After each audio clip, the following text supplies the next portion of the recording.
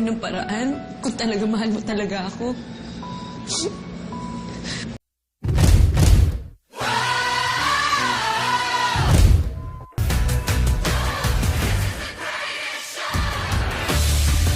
Showbiz viral. Kim Chu at Sian Lim hiwalay na. Paalala lang po, ang video na ito ay base lamang sa nakalap na impormasyon at nag-viral na rin sa iba't ibang platform maging sa social media at Instagram. Inamin ni Kim Chu na muntik na silang maghiwalay ng boyfriend na si Sian Lim. Muntik kaming mag-break but hindi kami natuluyan mag-break, revelasyon ng aktres. Paliwanag ni Kim, naging malaki ang papel ni Sian para maisalba ang kanilang relasyon sa pagkakataong iyon. Actually, believe din ako sa kanya because he always wants to really make it work, kwento ni Kim sa YouTube vlog nilang magjowa.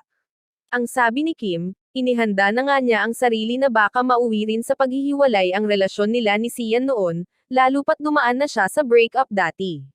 Kasi meron ako siguro, because because nobody's perfect. I'm not perfect. There are times that parang sa sobrang paso ko sa pag-ibig inisip ko, I'm good at goodbyes. Alam ko na ito, eto na naman ako, parang ganon. Buti na lamang daw at hindi siya sinukuan ni Sian. Pagpapatuloy ni Kim, and then, he makes me realize that it shouldn't end that way. It shouldn't end at all. That there are parts of the relationship that can be worked out, and these are the things that could make you better as a couple, because kapag napagdaanan mo na ito, mas titibay kayo bilang couple. Matagal na rin ang relasyon ni Kim at Sian, kaya hiling nito na sana mas titibay pa ang relasyon nilang dalawa. Inamin din ni Kim na nagkaroon siya ng trust issues bago sila naging magkarelasyon ni Sian. Dahil nga sa lumipas na naging karelasyon ng aktres. We dated for more than a year, walang label. I was afraid to fall in love again, to commit to somebody na alam ko possible ring saktan ako, pangungimpisal ng aktres.